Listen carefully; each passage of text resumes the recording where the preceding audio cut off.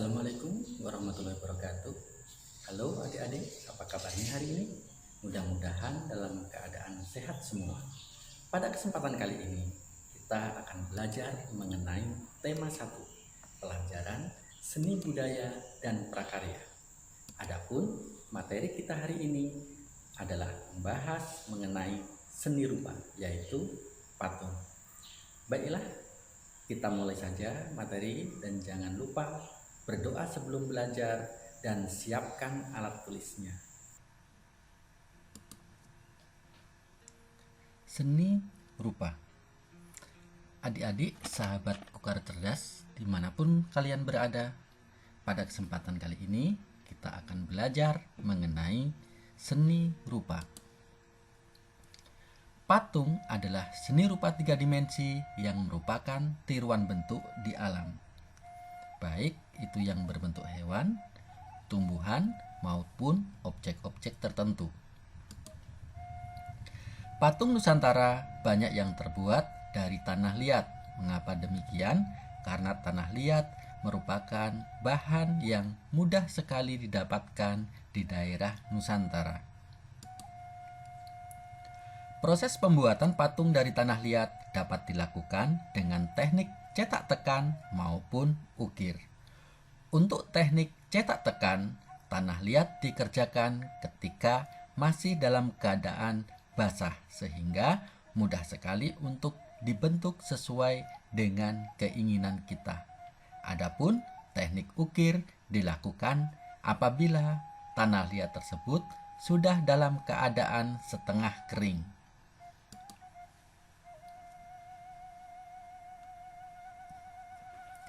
Fungsi patung. Apa saja fungsi-fungsi patung? Yang pertama adalah patung religi. Patung religi dibuat untuk mendukung prosesi keagamaan. Seperti kita ketahui bahwa ada beberapa agama yang menggunakan patung sebagai medianya. Selanjutnya adalah patung monumen. Patung yang dibuat untuk mengenang suatu peristiwa tertentu. Selanjutnya adalah patung arsitektur, yang mana patung arsitektur ini dibuat untuk memperindah suatu bangunan. Kalau kita lihat di Italia banyak sekali patung-patung arsitektur yang dibuat untuk memperindah bangunan. Dan di daerah Nusantara banyak juga patung arsitektur yang dibuat. Contohnya yang berada di Kalimantan sering kita menemui adanya ukiran-ukiran patung yang terdapat pada pilar-pilar rumah. Selanjutnya adalah patung dekorasi. Patung yang dibuat untuk memperindah suatu tempat, baik itu yang berada di luar rumah maupun yang berada di dalam rumah. Patung seni. Patung seni adalah patung yang dibuat khusus untuk kepentingan seni murni tanpa adanya unsur-unsur lain.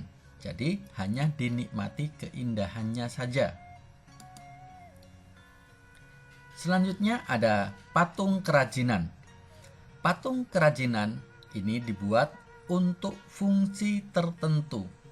Contoh yang ada di gambar adalah patung ayam yang berfungsi sebagai tabungan. Contoh-contoh patung dari negara ASEAN. Yang pertama adalah Singapura. Di Singapura terdapat sebuah patung yang sangat ikonik, yaitu patung yang berbadan ikan dan berkepala singa. Apabila orang melihat patung ini, orang akan langsung terbayang dengan negara Singapura. Selanjutnya ada Malaysia. Di Malaysia ada sebuah patung yang sangat tinggi yang berfungsi sebagai objek wisata dan menarik wisatawan datang ke sana. Di Vietnam ada patung monumen yang mana patung-patung tersebut dibuat untuk mengenang kekejaman Perang Dunia Kedua. Di Thailand ada patung yang dibuat untuk tujuan religi, yaitu patung Buddha tidur, yang mana patung ini banyak sekali dikunjungi oleh penganut agama tertentu. Dan yang tidak kalah menarik, di Indonesia juga ada satu patung, yaitu yang berada di Candi Borobudur. Patung ini sangat unik dan berusia ratusan tahun serta terbuat dari batu. Walaupun di Indonesia selain patung ini juga banyak sekali patung-patung yang lain. Di berbagai tempat di Nusantara juga mempunyai patung-patungnya tersendiri. Contoh, patung yang berasal dari daerah Kalimantan.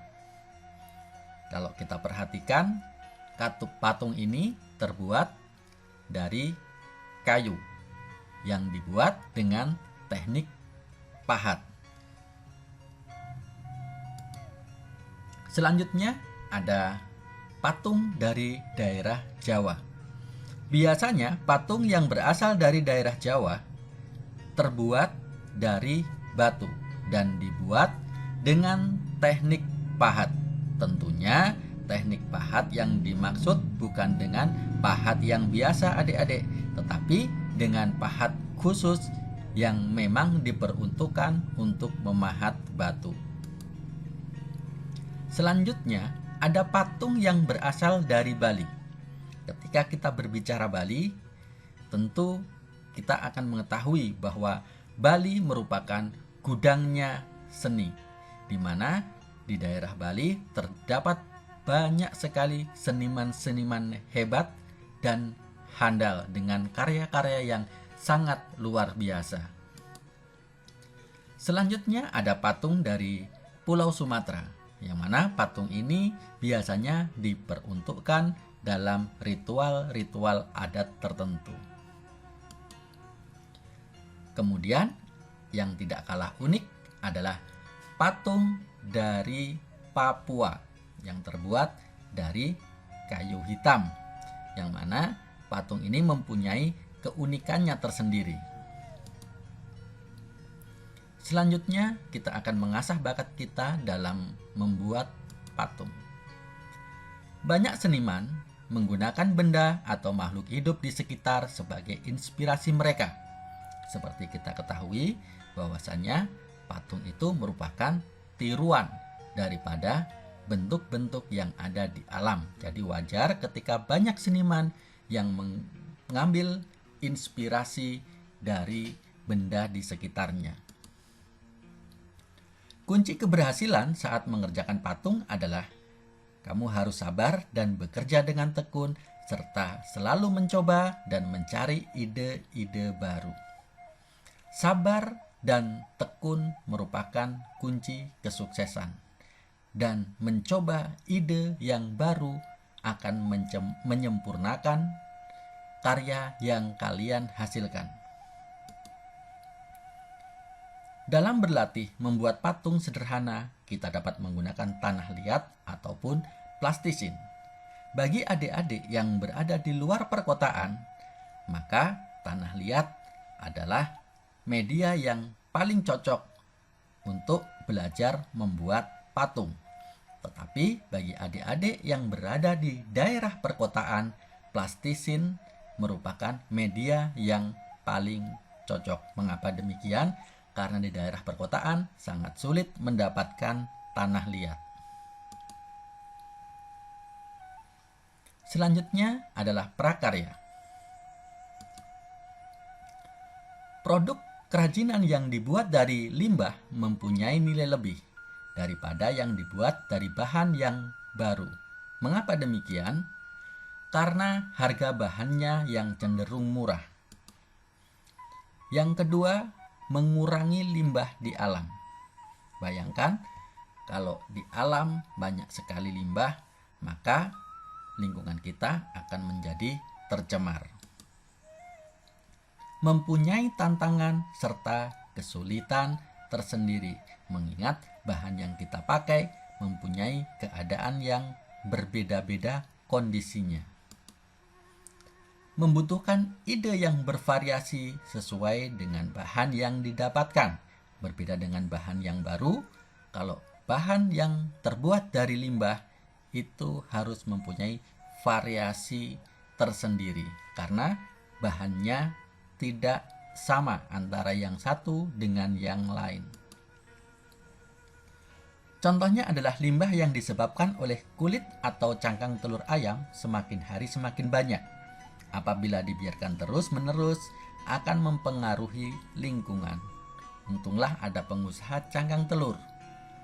Para pengusaha memanfaatkan kulit telur untuk menghasilkan produk kerajinan. Seperti yang bisa kita lihat pada gambar yang ada di sebelah. Gambar yang atas merupakan produk cangkang telur yang dibuat dengan cara teknik ukir.